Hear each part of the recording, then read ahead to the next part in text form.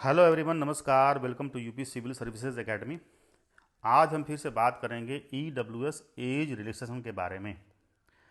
आगे बढ़ने से पहले एक चीज़ बता दें कि एमपी हाई कोर्ट में जो केस चल रहा था रिगार्डिंग ईडब्ल्यूएस एज रिलैक्सेशन के बारे में, वह मुकदमा, वह केस खारिज हो चुका है, डिसमिस हो चुका है। अब बहुत ही निराशाजनक स्थिति बनी हुई है। कई सारे व्यूअर्स पूछ रहे हैं कि सर क्या होगा, उम्र सीमा में छूट मिलेगा कि नहीं मिलेगा।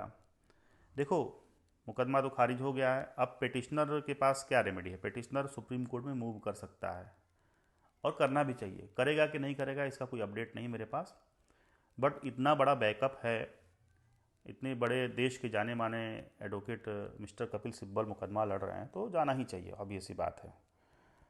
बट इसका कोई मुझे अपडेट नहीं है। अब आप लोगों के लिए गुड न्यूज़ है कि सुप्रीम कोर्ट ऑफ इंडिया में एक हम लोग फ्रेश केस करने जा रहे हैं रिगार्डिंग ईडब्ल्यूएस एज रिलैक्सेशन। ठीक है। अब इस केस का ऑलमोस्ट ड्राफ्टिंग तैयार हो चुका है।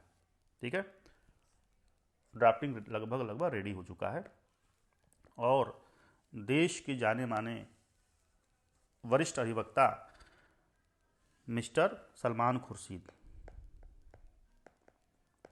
खुर्शीद ये जो है इस केस को कंटेस्ट करेंगे और इन्हीं की टीम जो है ड्राफ्टिंग कर रही है, पूरी टीम लगी हुई है। ठीक है। और ऐसा उम्मीद कर रहा हूँ कि अगले हफ्ते तक यह केस फाइल हो जाएगा सुप्रीम कोर्ट में। ठीक है। तो अब इसमें एक समस्या आ रही है। समस्या ये आ रही है कि इसमें पेटिशनर जो है नहीं मिल पा रहे हैं। पेटिशनर मतलब कि कम से कम 15-20 पेटिशनर होने चाहिए, मिनिमम 5 तो होना ही चाहिए, बट मिनिमम 5 भी नहीं मिल रहे हैं। और ये हमारा डिमांड है कि जो भी पेटिशनर हैं वो मैक्सिमम मैक्सिमम दिल्ली से हों। ठीक है। दिल्ली से कम 5 पेटिशनर तो होने ही चाहिए। 3 मिल चुके हैं, बाकी अदर स्टेट के भी अगर हों तो काम चल जाएगा। अब बहुत लोग ऐसे भी कमेंट करने वाले हैं कि लखनऊ से हैं, उड़ीसा से हैं, साउथ से, कहीं से भी हैं, आप पेटिशनर बनिए। और पेटिशनर बनने का कोई चार्ज नहीं है, कोई पैसा नहीं, 1 रुपया नहीं लगेगा आपका। ठीक है। आपसे एक पैसा नहीं लिया जाएगा। इस बात को आपको दिमाग में घुसा लेना है। बहुत लोग तो डर रहे हो कि सर ये पैसे के लिए सब किया जा, नहीं नहीं, कोई पैसा नहीं लगेगा इसमें। ठीक है। तो अदर स्टेट के लोग भी अगर पेटिशनर बनना चाहें तो बिल्कुल बने, मैं उसका तरीका बता दूंगा। ठीक है। लेकिन ज़्यादातर कोशिश की जा रही है कि दिल्ली के लोग हों। तीसरी बात यह है कि पेटिशनर वही लोग बने जिनकी उम्र 32 से 35 साल है, जनरल कैंडिडेट। ठीक है। क्योंकि 32 साल तक तो यूपीएससी आप दे ही सकते हो, उसके बाद जो है अटेम्प्ट ख़त्म हो जाता है।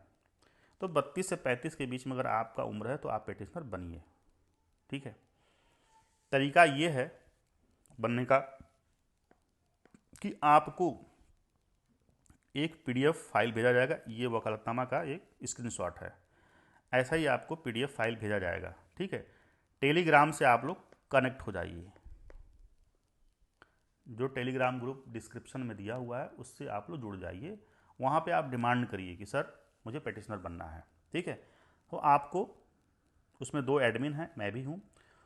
आपको एक पीडीएफ 2 पेज का फाइल भेजा जाएगा।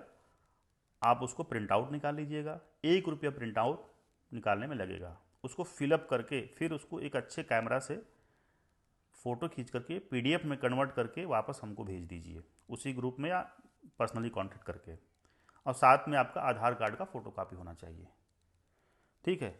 तो 2 चीज़ लगेगा, एक तो पीडीएफ, किसका पीडीएफ, इसी वकालतनामा का, साथ साथ में आधार कार्ड।